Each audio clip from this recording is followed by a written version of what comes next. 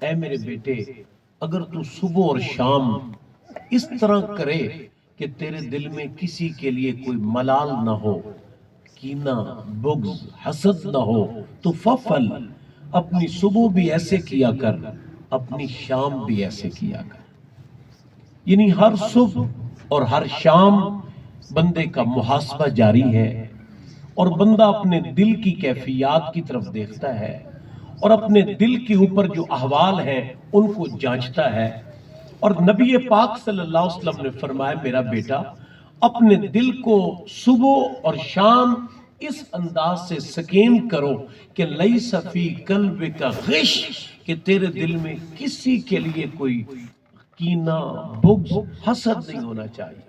نبی اکرم صلی اللہ علیہ وآلہ وسلم نے یہاں جو لفظ استعمال کیا ہے، غش کا لفظ استعمال کیا ہے۔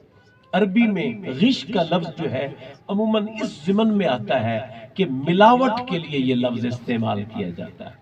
جیسے کہ معروف حدیث طیبہ ہے، زبان زد عام ہے کہ من غشا، جو ملاوٹ کرتا ہے، فلیس منا، وہ ہم میں سے نہیں ہے۔ آپ صلی اللہ علیہ وآلہ وسلم نے یہاں کوئی ایک سپیشل لفظ استعمال نہیں کیا۔ حقد کا لفظ عموماً حسد کے معنی میں آتا ہے۔ عموماً بہت سارے الفاظ ہیں جن کا کوئی ایک مختص معنی ہے۔ نبی پاک صلی اللہ علیہ وآلہ وسلم نے یہاں ایک جامع لفظ استعمال کیا کہ لیس فی قلبک غش لأحد، کہ تیرے دل میں کسی کے لیے کوئی غش نہیں ہونی چاہیے۔ ملاوٹ ہے، دل میں کینہ ہے، نفرتیں ہیں، بغض ہے، یہ دل اس کے لیے نہیں بنا۔ ہمارے دلوں کو رب کائنات جل جلالہ نے اس چیز کے لیے نہیں بنایا، یہ دل محبت کے لیے بنے ہیں۔ نبی اکرم صلی اللہ علیہ وآلہ وسلم کا وہ معروف فرمان پاک ہے، آپ صلی اللہ علیہ وسلم نے بھی فرمایا، اور قرآن پاک کی نص سے قطعی ہے سورۃ الحجرات میں، المسلم اخو المسلم۔ آقا کریم نے فرمایا ایک مسلمان دوسرے مسلمان کا بھائی ہوتا ہے۔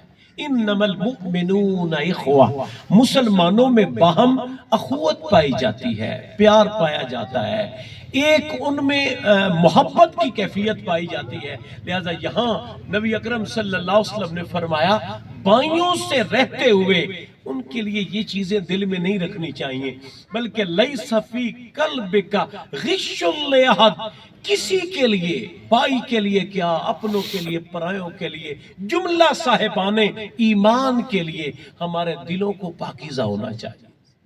میں ایک بات آپ کو یہاں مثال دے کر بتانا چاہتا ہوں کہ ایک مہمان آنا چاہتا ہے ہماری پاس، ہم اس کو اپنی بیٹھک میں بٹھانا چاہتے ہیں۔ ہماری کوشش ہے ہماری بیٹھک ایسی صاف ہو کہ اس عظیم مہمان کے بیٹھنے کے قابل بنے۔ ہم اس بیٹھک میں کسی کو ویلکم کرنا چاہتے ہیں تو وہاں جالے لگے ہوئے ہیں، اس بیٹھک میں جو بیڈ پڑا ہے وہ عجیب سا ہے، مٹی اس کے اوپر موجود ہے، اس کے میں جو کرسیاں موجود ہیں، صوفے موجود ہیں، وہ صاف نہیں ہے، فرش ہے کوڑے سے بھرا پڑا ہے۔ ہم کیا کہیں گے؟ آپ 2 منٹ ٹھہریں، ہم پہلے اپنے کمرے کو صاف کریں، صاف کر کے آپ کو بٹھائیں گے۔ اے میرے پیارے حاضرین، یہ جو ہمارا دل ہے یہ وہ عظیم چیز ہے کہ نبی اکرم صلی اللہ علیہ وسلم کا فرمان پاک ہے کہ لا یسعنی ارضی ولا سمائی ولکن یسعنی قلب امرئ مومن۔ اللہ پاک کا ایک بڑا پیارا فرمان ہے، حدیث قدسی میں نبی پاک نے فرمایا اللہ پاک نہ آسمانوں میں سما سکتا ہے نہ زمینوں میں سما سکتا ہے، لیکن وہ ذات سما سکتی ہے تو ایک بندہ مومن کے دل میں، وہ دل اجلا ہو ہر قسم کی دنیوی میل سے، نفرتوں کی میل سے، کینے اور حسد کی میل سے، وہ دل ایسا منزہ اور پاکیزہ اور ایسا وہ پیارا دل ہو کہ وہ اس عظیم مہمان کو اپنے اندر ٹھہرانے کے قابل ہو۔ لیس فی قلبک غش لأحد، آقا کریم صلی اللہ علیہ وآلہ وسلم نے فرمایا کہ تیرے دل میں کسی کے لیے کوئی بغض، کینہ، حسد نہیں ہونا چاہیے، اور اس چیز کی ریویژن، اس چیز کی دہرائی ہر صبح کرو اور ہر شام کو کرو۔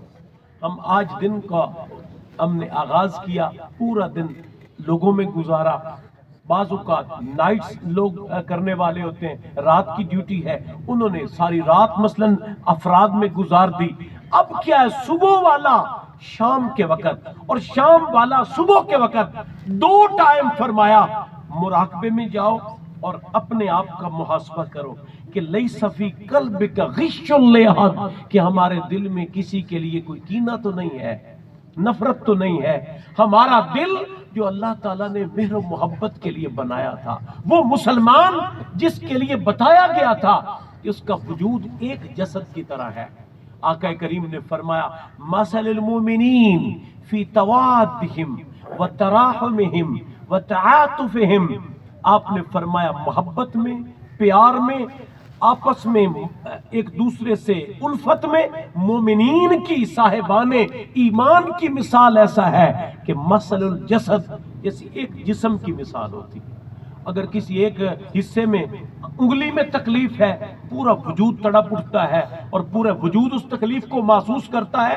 لہذا صاحبان ایمان، اگر کسی کو تکلیف آئے، اگر دوسرا اس تکلیف کو محسوس کر رہا ہے، تو پتہ چلے گا کہ ہمارے اندر واقعہ ایمان کی نعمت ہے. حضرت علامہ اقبال رحمت اللہ علیہ نے فرمایا تھا، اخوت اس کو کہتے ہیں جو بے کانٹا جو کابل میں، تو ہندوستان کا ہر پیر و جوان بےتاب ہو جائے. آج مسلمانوں کا ایک بہت بڑا حصہ آگ میں جل رہا ہے. مسلمانوں کی ایک بہت بڑی تعداد روزانہ کی بنیاد پر درجہ شہادت پا رہی ہے.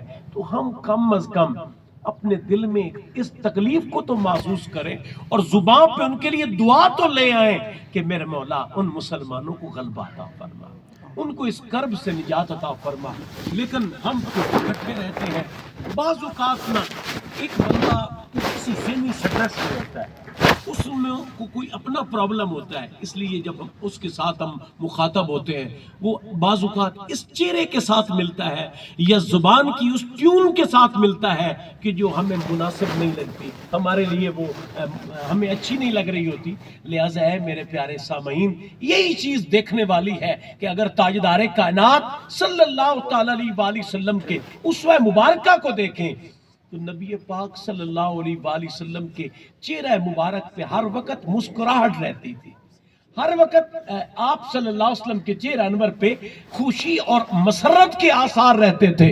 اور جب کوئی دکھی آتا تھا، آپ صلی اللہ علیہ وآلہ وسلم اس کے دکھ کو اپنے اوپر گویا وارد کرتے تھے، محسوس کروائیں کہ یہ اس کا درد میں اپنے دل میں، اپنے جگر میں خود محسوس کر رہا ہوں. لہذا ہے میرے پیارے سامعین، ہم اس وقت اکٹھے وقت گزار رہے ہیں، خاندان اکٹھے رہ رہے ہیں، چھوٹی چھوٹی باتوں پہ ایسے مسائل بنتے ہیں کہ تاکہ اکثر تو ایسے سننے میں آتا ہے کہ وہ سلام و کلام سے دور چلے جاتے ہیں. لیکن میرے نبی صلی اللہ علیہ وسلم کا یہ فرمان سماعت کریں.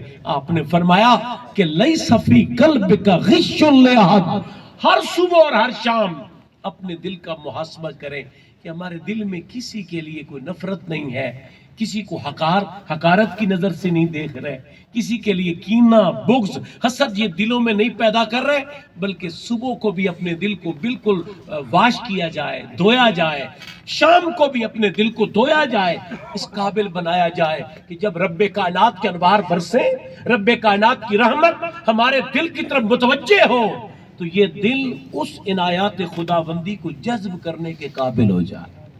لیس فی قلبک غش لأحد. آپ نے فرمایا ففل، ایسا کرو. ایک شخص گزرا بارگاہ رسالت سے، صحابی تھے. نبی اکرم صلی اللہ تعالی علیہ وآلہ وسلم نے فرمایا جس نے بہشتی کو دیکھنا نا، اس آدمی کو دیکھ لے. حضرت عبداللہ بن عمر بن عاص کہتے ہیں میں فوراً اٹھا، اس شخص کو میں نے دیکھ لیا کون ہے، میں نے اس بندے کو اچھے طریقے سے پہچان لیا، یہ فلاں آدمی ہے. میں نبی اکرم صلی اللہ علیہ وسلم سے ایک دو بار یہ باتیں سن چکا تھا، اس کے لیے جنت کی بشارت. ایک دن میں کوئی بہانہ بنا کرنا ان کا مہمان بنا کہ میں 2-3 دن آپ کے پاس رہنا چاہتا ہوں.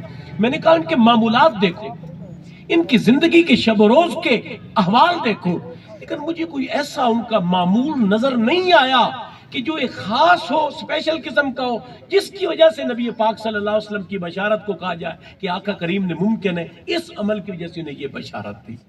آخر وہ کہتے ہیں کہ تیسرا چوتھا دن ہوا، میں نے اپنا مدعا پیش کر دیا، میں نے کہا میں آپ کی خدمت میں آیا تھا اصل اللہ کے محبوب صلی اللہ علیہ وآلہ وسلم کی اس بشارت کو جانچنے کے لیے آپ میں کیا عمل ہے، میں کوئی خاص عمل آپ کا پرکھ نہیں سکا۔ انہوں نے کہا میرا بیٹا اور میرے اندر کوئی ایسا عمل نہیں ہے، ایک بات ہے میرے دل میں کسی مسلمان کے لیے کینہ اور نفرت نہیں ہے، میرے دل میں صاحبان ایمان کے لیے مہر و محبت ہے، میرا دل مومنوں کے خیر اور اچھائی اور بلائی کے لیے دعاؤں کے لیے ہر وقت تڑپتا ہے، میرے دل میں صاحبان ایمان کے لیے اچھائی کے لیے ہر وقت دل میں کلک رہتی ہے، اللہ ان کو خیر پہنچائے، اللہ ان کی خیر فرمائے۔ انہوں نے فرمایا بس یہی وہ عمل ہے جس کی وجہ سے محبوب خدا نے، حبیب کبریا نے آپ کو جنت کی بشارت عطا فرما دی۔ اب نبی پاک صلی اللہ علیہ وسلم نے جو فرمان دیا، آگے چلتے ہیں، آپ صلی اللہ علیہ وسلم نے فرمایا کہ اگر تو صبح اور شام اپنے دل کا محاسبہ کر سکتا ہے تو کر، کہ لیس فی قلبک غش لأحد، تیرے دل میں کسی کے لیے یہ بیماریاں نہیں ہونی چاہیے، ففعل، ایسا کرو۔ اس کے بعد آپ صلی اللہ علیہ وآلہ وسلم نے فرمایا اے انس ذالک من سنتی، یہ میری سنت ہے، ایسا میرا معمول ہے، یہ کرنا حبیب کبریا کی سنت ہے۔ اے میرے مسلمان بھائیوں، اے صاحبان ایمان، ہم نے سنت کو چند سنن تک محدود کر دیا، ظاہری وضاقتہ تک محدود کر دیا، ظاہری حوالے سے چند چیزوں تک ہم نے سنت کی اس پیاری چیز کو محصور کر دیا۔ آقا کی یہ بھی سنت ہے کہ ہمارے دلوں میں اپنے ننیال کے لیے، اپنے دودھیال کے لیے، اپنی بہنوں کے لیے، اپنے بھائیوں کے لیے، اپنے اقربا کے لیے ایک پیار کا جذبہ ہو، خیر کی کیفیت ہمارے دل میں پائی جائے۔ ہم نا ایک اور بنیادی بات یہ ہے کہ عموماً جب کوئی دنیا سے چلا جاتا ہے اس وقت یہ چیزیں دوبارہ پیدا ہو جاتی ہیں، اس کے لیے اچھے جذبات بیان کیے جا رہے ہوتے ہیں، ایسی محافل میں اس شخص کے لیے اچھے جملے کہے جا رہے ہوتے ہیں، لیکن جب تک وہ زندہ ہوتا ہے اس کی خوبیوں کو نظر انداز کر کے، اس کی کسی ایک خامی کو لے کر نہ پوری زندگی اس کے اوپر گویا نشتر چلائے جاتے ہیں اور طنز کے نشتوں کے ذریعے اس کو زخمی کیا جاتا ہے۔ ہر شخص اس کو اللہ تعالیٰ نے کوئی نہ کوئی خوبی دی ہوتی ہے، اس کی خوبی سے اس کو جاننا چاہیے، اس کی خوبی سے اس کا تعارف ہونا چاہیے، اس کی خوبی کو بیان کرنا چاہیے۔ یہ طبیعت جو ہے مکھی کی طبیعت ہے کہ پورا وجود اچھا ہے، کہیں پہ کوئی زخم اور خرابی نہیں ہے، جہاں بیماری ہوگی مکھی اڑتی اڑتی آئے گی، وہیں آ کر بیٹھ کر اس زخم کو آ کر چھیڑے گی۔ تو کیا کمال اشفاق احمد زاویہ میں لکھتے ہیں، وہ کہتے ہیں کہ ایک بچہ شہر چلا گیا اور جب وہ واپس آیا تو ماں نے کہا بیٹا جاؤ، تم کافی دنوں بعد شہر سے آئے ہو دیہات میں، جاؤ مل لاؤ اپنے عزیزوں کو، رشتہ داروں کو، خاندان کے جو بڑے ہیں سب کو مل لاؤ۔ بچہ سب سے ملا، جب گھر آیا ماں نے پوچھا کس کس سے ملے ہو، یہ بتانا چاہیے۔ عموماً ہمارے اندر شہروں میں یہ چیزیں ہیں کہ ان کو پتہ ہی نہیں ہوتا کہ یہ میرا رشتے میں کیا لگتا ہے، اس چیز کی آگاہی دینی چاہیے۔ اچھا بچہ مل کے آ گیا، جب مل کے آیا ماں نے پوچھا بیٹا مل رہے کس کو ملے ہو، اس نے سب کو بتایا۔ اس نے کہا تم فلاں جو ہمارا موچی ہے اس کو ملے ہو؟ اس نے کہا میں نہیں ملا اس سے۔ کیوں نہیں ملا؟ میرا کیلیبر کا نہیں ہے، میرا ایک مقام ہے، میرا ایک سٹیٹس ہے، وہ میرے سٹیٹس کا نہیں ہے۔ ماں نے کہا نہیں جاؤ ملو، وہ ہمارے جوتے پالش کرتا ہے، بناتا ہے، کتنی خدمت کرتا ہے۔ ماں نے ذہن سازی کی، بچہ چلا گیا۔ اشفاق صاحب لکھتے ہیں بچہ جب اس کے پاس پہنچا ملا، اب موچی کو کوئی بچہ ملنے آئے اس کو کتنا پیار آئے گا کہ یار مجھے بھی کوئی اس قابل سمجھتا ہے کہ میرے پاس آ گیا۔ وہ اس کو بڑے پیار سے ملا اور وہ اپنا سامنے بدریاں وغیرہ اور سامان چبڑا شمڑا رکھ کے بیٹھا تھا، اور اس نے کہا بیٹا کہاں رہتے ہو؟ اس نے چند سوال کیے، مختصر کرتا ہوں، اس نے ساری باتیں کی۔ بیٹا کیا کرتے ہو؟ اس نے کہا میں شہر میں رہتا ہوں، پڑھتا ہوں، میں فلاں سبجیکٹ پڑھتا ہوں، سائنس پڑھتا ہوں۔ سائنس میں نے پڑھا ہے کہ مکھی جو ہوتی ہے نا، ایک مکھی، اس کی ایک آنکھ میں 2000 عدسے ہوتے ہیں، یہ 2000 زاویوں سے چیزوں کو دیکھ سکتی ہے۔ تو اب تھا تو موچی، لیکن اس نے بڑی پیاری بات کی۔ اشفاق احمد لکھتے ہیں اس نے کہا کہ عجیب کیفیت ہے، لعنت ہے اس مکھی پر، ایک آنکھ میں قدرت نے 2000 عدسے دیے لیکن گندگی پہ بیٹھتی ہے. کتنا اچھا ہے وہ انسان، ایک آنکھ میں ایک عدسہ لگا ہے، بھلائی کو دیکھتا ہے، اچھائی پہ بیٹھتا ہے. تو جس میں انسان ہوتا ہے نا جو، وہ خوبیاں ہی دیکھتا ہے، وہ کمال ہی دیکھتا ہے. میاں صاحب نے فرمایا تھا برے نو میں لبن نکلیا برا نہ لبیا کوئی. میں نکل پڑا نہ بروں کو ڈھونڈوں، برے نو میں لبن نکلیا برا نہ لبیا کوئی. اپنے اندر جاتی پائی میں ورگا برا نہ کوئی. اگر انسان کو اپنی معرفت ہو جائے نا کہ میں کس پانی میں ہوں، میرا کیا سٹیٹس ہے، اس وقت ساری چیزیں کافور ہو جائیں گی. اس کی طبیعت واقع وہ کہے گا کہ میں تو واقع ناکارہ ہوں، یہ سارے اچھے لوگ ہیں. لہٰذا یہ چیزیں اس وقت پیدا ہوتی ہیں جب انسان اپنے آپ کو سپیریئر سمجھتا ہے، اپنے آپ کو بہتر سمجھتا ہے. میرے نبی پاک صلی اللہ علیہ وسلم نے فرمایا اپنے دل کو اپنے صاحبان ایمان کے لیے پاک رکھنا یہ میری سنت ہے. آقا کریم تو دشمنوں کے لیے چادریں بچھاتے تھے. میرے آقا کریم صلی اللہ تعالی علیہ وآلہ وسلم کی خدمت میں ابو سفیان آیا، ابھی مسلم نہیں ہے، غیر مسلم ہے، اور مکہ المکرمہ میں قحط پڑ چکا ہے. آیا حضور کی بارگاہ میں رو رہا تھا، حضور مکہ والے لٹ گئے، اجڑ گئے، مہربانی فرمائے. آقا کریم صلی اللہ علیہ وآلہ وسلم نے حضرت سمامہ بن اسال جو مسلمان ہو چکے تھے اور انہوں نے گندم کی سپلائی بند کر دی مکہ والوں کو، آپ نے ان کو پیغام دیا مکہ والوں کو ان کی گندم ان کو دیا کرو. کوئی بات نہیں، اللہ تعالیٰ ان کو ہدایت عطا فرمائے. آقا کریم صلی اللہ تعالی علیہ وآلہ وسلم تو مشرکین اور غیر مسلموں کے لیے یہ خیر خواہی رکھتے ہیں. اگر ہمارے دلوں میں مومنوں کے لیے پیار نہ بچے تو پھر تو عجیب کیفیت ہوگی. لہذا آقا کریم صلی اللہ علیہ وسلم نے فرمایا اے میرے غلام، یہ کہ اپنے دلوں کو صاحبان ایمان کے لیے دھلا ہوا اور پاکیزہ رکھنا یہ میری سنت ہے. اس کے بعد بڑے پیارے جملے ہیں، یہاں سے اکثر علماء آگے سنا کرنا حدیث مکمل کر دیتے ہیں اور یہ پچھلا سیاق و سباق اکثر وہ نہیں سناتے. اگلے اب جملے ہیں. آپ نے فرمایا میرا بیٹا انس، من احیا سنتی، جس نے میری سنت کا احیا کیا، میری سنت کو زندہ کیا، فقط احبنی، وہ مجھ سے پیار کرتا ہے تو میری سنت کو زندہ کر رہا ہے نا جی. اور ومن احبنی کان معی فی الجنہ، جو مجھ سے پیار کرتا ہے میرے ساتھ جنت میں جائے، اس کو میری جنت میں میری رفاقت ملے گی. ہم میں سے ہر شخص یہ چاہتا ہے کہ نبی پاک تاجدار کائنات اس کو جنت میں اپنا رفیق بنا لے، حضور سید کائنات کی جنت میں اس کو قربت ملے، سنگت ملے. تو اس کے لیے ایک بہترین طریقہ یہ ہے، غصہ آتا ہے انسان کو، بعض اوقات ناراضگیاں بھی ہو جاتی ہیں، کسی کے جملوں کی بنا پہ بندے کو واقع جذبات میں بھی آ جاتا ہے، لیکن اس کو دل میں نہ پالنا نہیں چاہیے. اس نفرت کو، اس مسئلے کو دل میں پروان چڑھاتے رہنا، جب نظر آیا پھر اس کو اور پروان چڑھا لیا، حتیٰ کہ اس کو دل میں جوان نہ کرے، بلکہ اس کو اگر ناراضگی آئی ہے تو ایک بار اگر نہیں معاملہ ٹھیک ہو رہا شیئر کریں، اس کے بعد اپنے دل سے اس کو ڈیلیٹ کریں. اپنے دل کو پاکیزہ رکھیں، صاحبان ایمان سے محبت کریں. ایک بڑی پیاری آیت، یہ میں کئی جگہ پہ یہ حدیث بھی سنا چکا ہوں، اس سے ایک آیت ملا کے اپنی بات کو ختم کرتا ہوں، باقی میرے پاس صرف 7 منٹ رہ گئے. اللہ پاک قرآن پاک میں فرماتا ہے، یہ آیت طیبہ بھی بہت ساری بار سنائی ہے، آپ سب نے بھی میری زبان سے بھی کئی بار سنی ہوگی.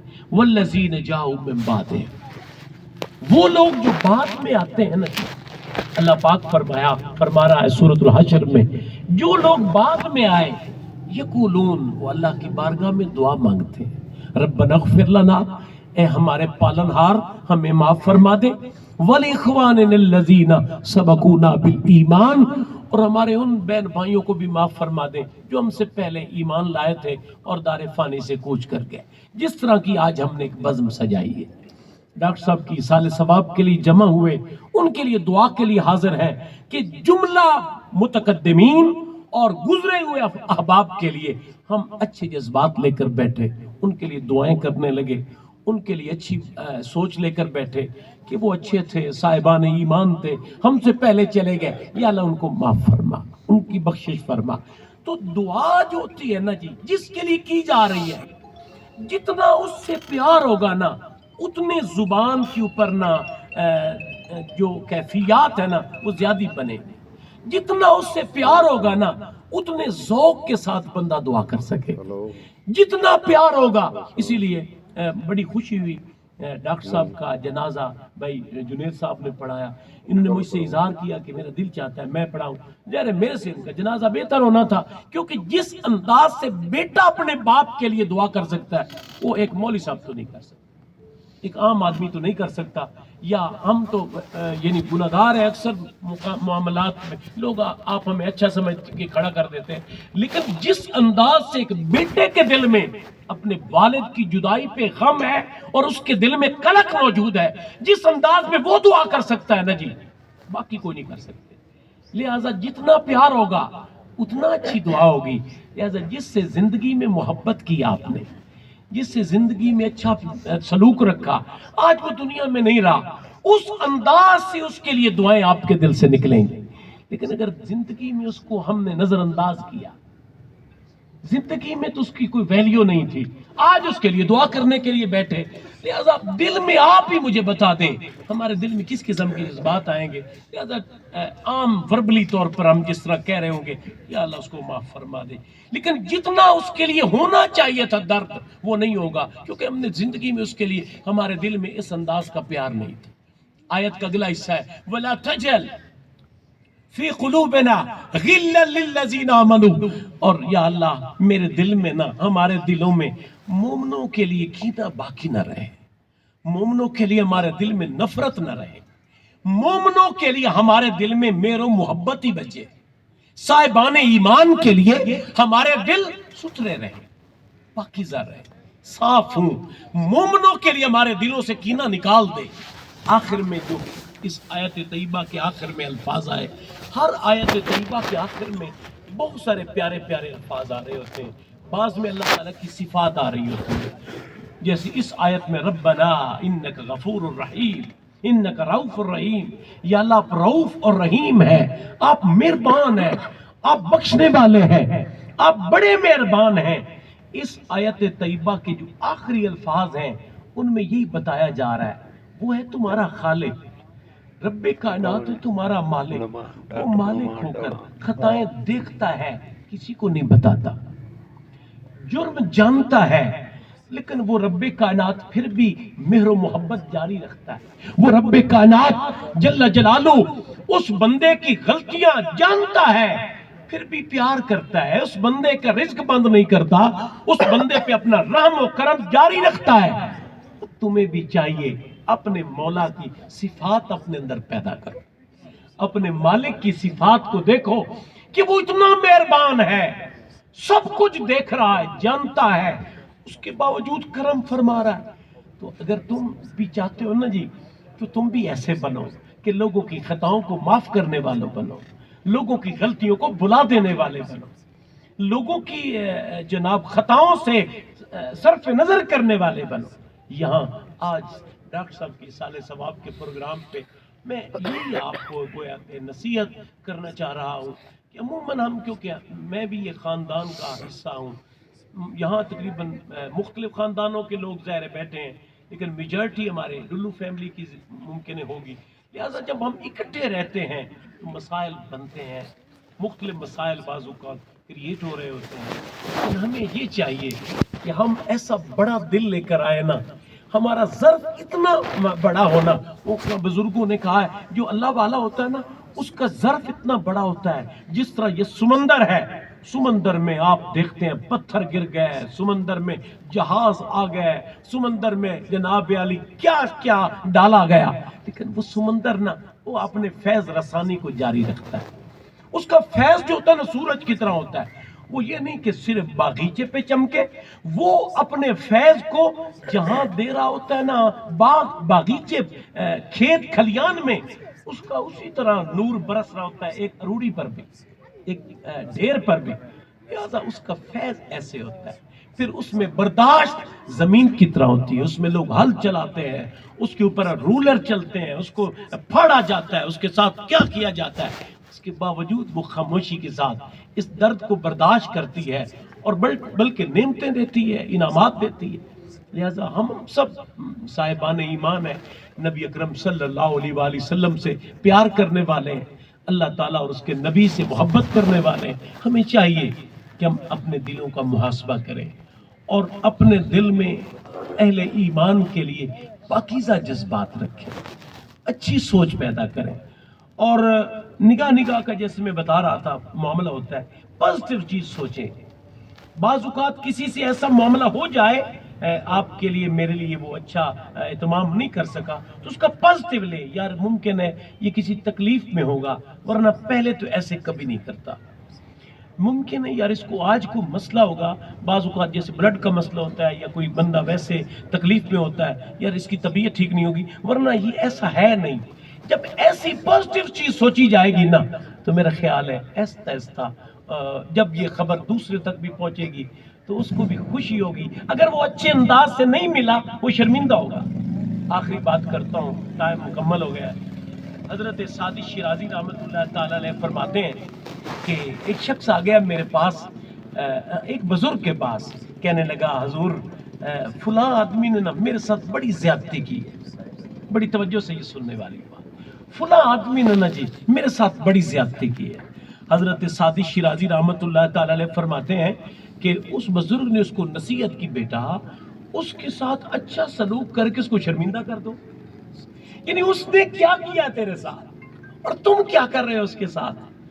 آخر ایک وقت آئے گا کہ وہ سوچے گا کہ یار میں نے اس کو محروم کیا، میں نے اس کو سخت جملے کہے، میں نے اس کے لیے کیا کیا اس کو باتیں بتائیں۔ ایک چھوٹا انسان ہے، جب بھی مجھے ملا پیار سے ملا، جب بھی میرے ساتھ اس کا معاملہ ہوا اس نے بڑا ہی شستہ اور بڑا ہی پیارا معاملہ میرے ساتھ کیا۔ ایک وقت آئے گا وہ سوچنے پہ مجبور ہوگا کہ میرا رویہ اچھا نہیں تھا، اس نے ساری زندگی اچھے گزار دی، میرے ساتھ بھلائی کرتے گزار دی۔ دعا کریں اللہ تعالیٰ ان بے اثر کلمات کو با اثر بنائے، اور اللہ تعالیٰ ہم سب میں ان چیزوں کو پیدا فرمائے۔ اللہ تعالیٰ ڈاکٹر فتح محمد ڈلو رحمۃ اللہ تعالیٰ علیہ، اللہ تعالیٰ ان کو اپنی جواری رحمت میں جگہ عطا فرمائے، اور میرا خالق و مالک مہربانی فرما کر ہمارے